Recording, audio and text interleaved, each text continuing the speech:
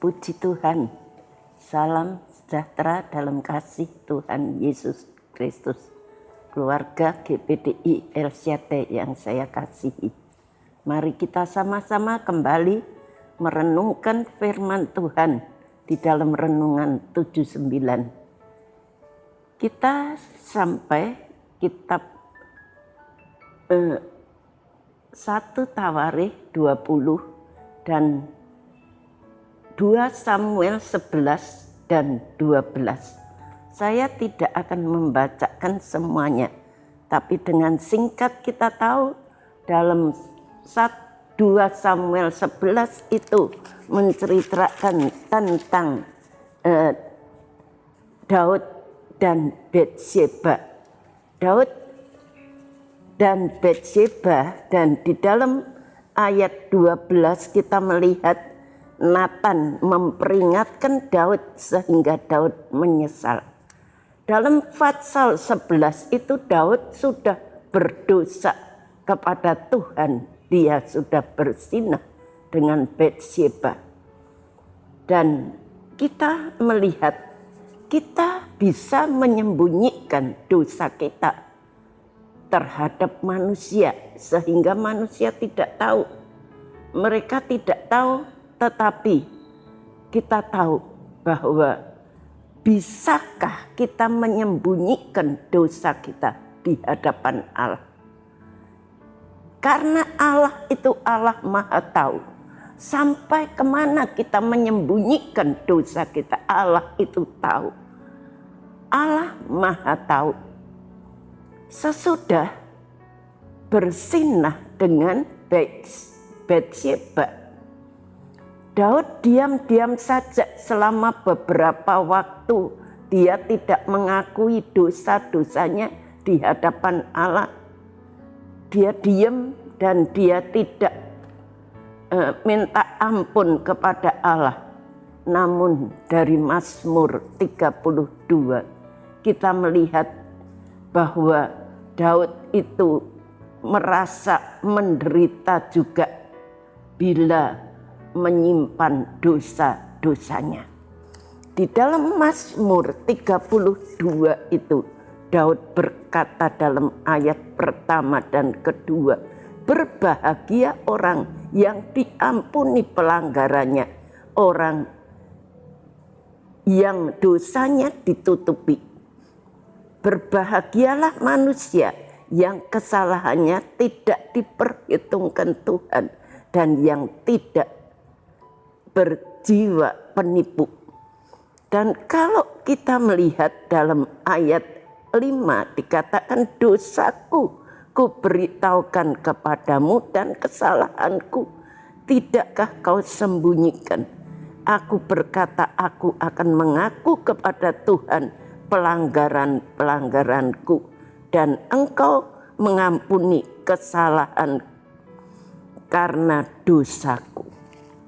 Di dalam ayat ini Daud dalam Mazmur 32, Daud merasa bahwa dia itu sangat menderita karena dosa-dosa yang dia sudah lakukan. Kita bisa melihat bahwa Daud itu karena menyimpan dosanya dia merasa menderita. Akan tetapi kita tahu bahwa Tuhan itu tidak bisa mendiamkan dosa itu, dosa manusia untuk selamanya. Tuhan tidak bisa mendiamkan dosa saudara dan saya untuk selamanya. Mungkin Allah itu menunda hukuman, tetapi kita bisa mengingat bahwa Tuhan sedang menegur atas dosa-dosa daripada Daud. Dalam ayat 5 sampai 9 dikatakan 2 Samuel 12 ayat 5 sampai 9. Lalu Daud menjadi sangat marah karena orang itu, dan ia berkata kepada Nathan, demi Tuhan yang hidup, orang yang melakukan harus dihukum mati, dan anak domba betina itu harus dibayar gantinya 4 kali lipat karena ia telah melakukan hal itu, dan oleh karena ia tidak kenal belas kasihan. Kemudian berkatalah Nathan kepada Daud, engkaulah orang itu, beginilah firman Tuhan Allah Israel, akulah yang mengurapi engkau menjadi raja atas Israel, dan akulah yang melepaskan engkau dari tangan Saul. Telah kuberikan isi rumah tuanku kepadamu, dan istri-istri tuanmu ke dalam pangkuanmu.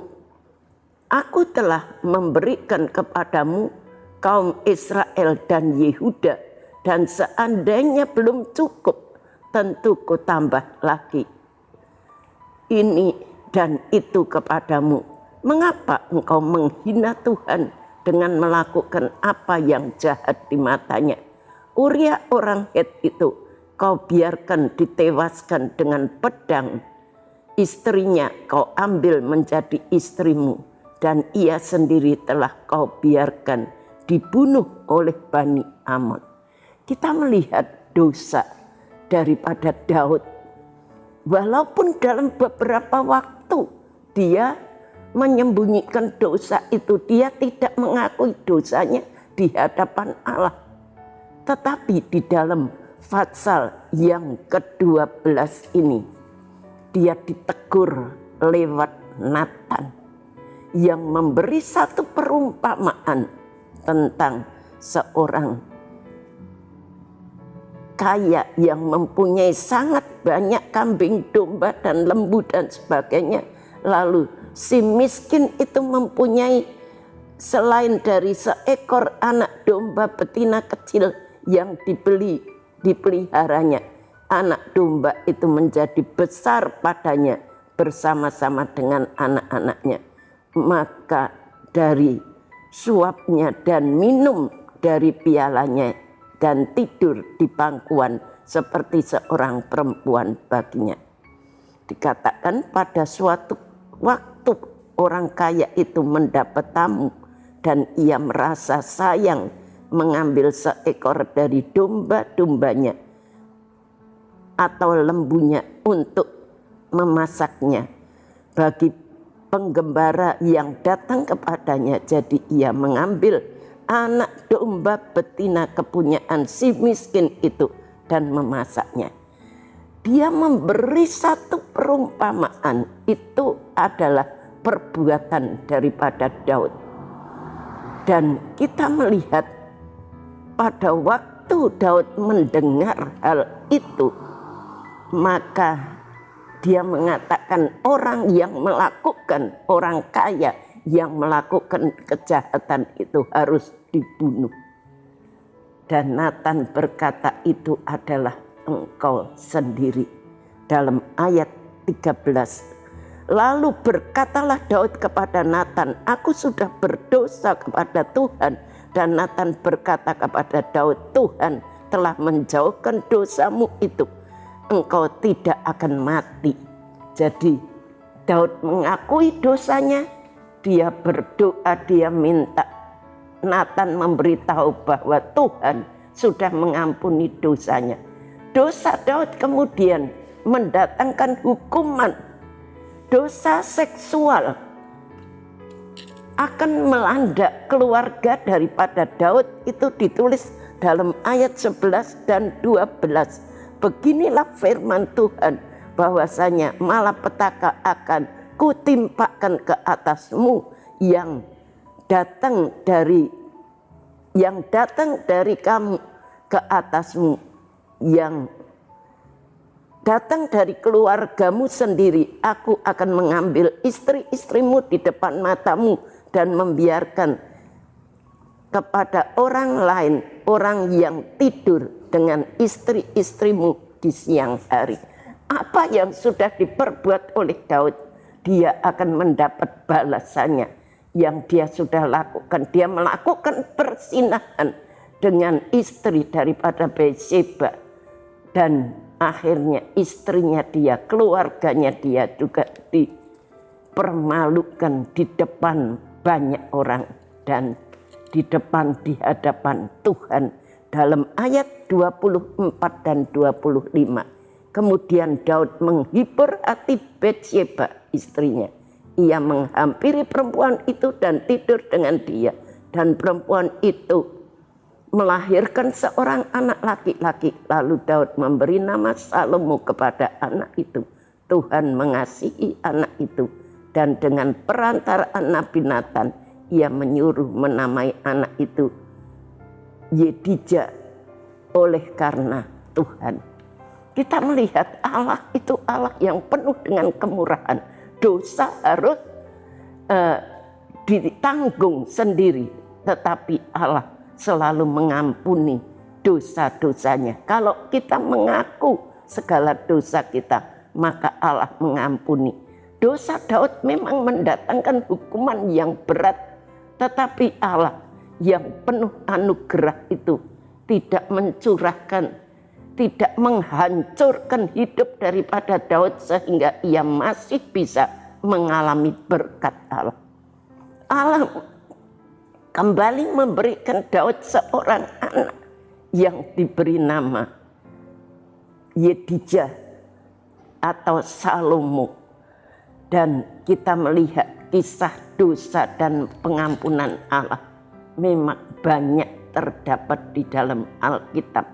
Tapi kita harus paham bahwa semua itu tertulis bukan untuk mendorong orang berbuat dosa.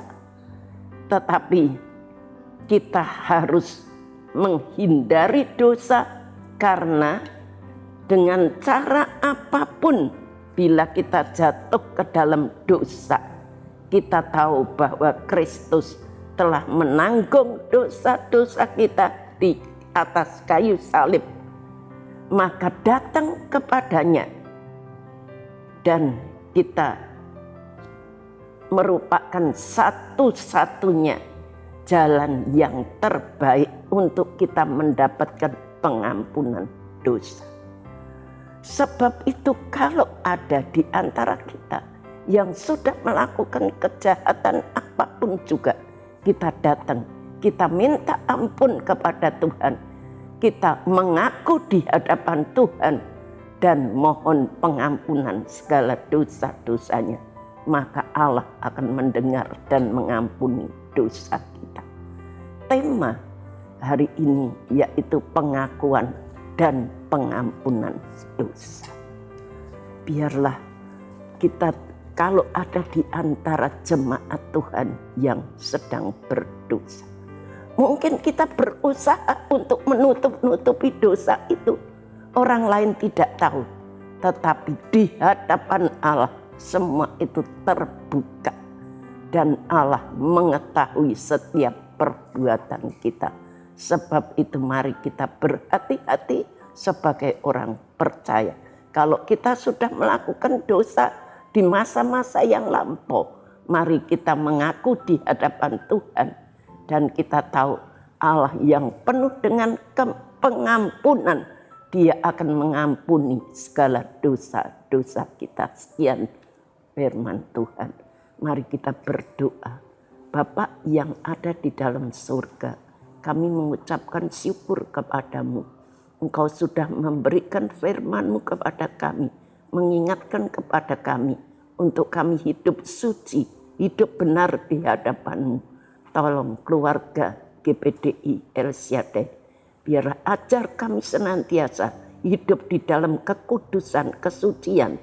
Dan kalau ada di antara kami sudah berbuat dosa, menyimpan dosa-dosa kita, di hadapan Engkau tidak ada yang tersembunyi. Ajar kami mengakuinya. Dan Engkau Allah yang penuh dengan pengampunan akan mengampuni dosa-dosa mereka. Terima kasih ya Tuhan, mengingat kembali tubuh keluarga GPDI El Shaddai adalah bait Roh Kudus. Roh Kudus yang keluarga GPDI El Shaddai peroleh dari Allah. Dan bahwa keluarga GPDI El Shaddai bukan milik GPDI El Shaddai sendiri. Kiranya hidup keluarga GPDI El Shaddai memuliakan-Mu ya Allah. Terima kasih Tuhan, ajar kami memuliakan Engkau dalam hidup ini. Berkati Ibu Gembala kami, berkati semua pelayan-pelayan-Mu. Engkau pakai mereka, beri kekuatan, beri hikmat, beri urapan yang baru. Terima kasih di dalam nama Tuhan Yesus Kristus kami sudah berdoa. Amin.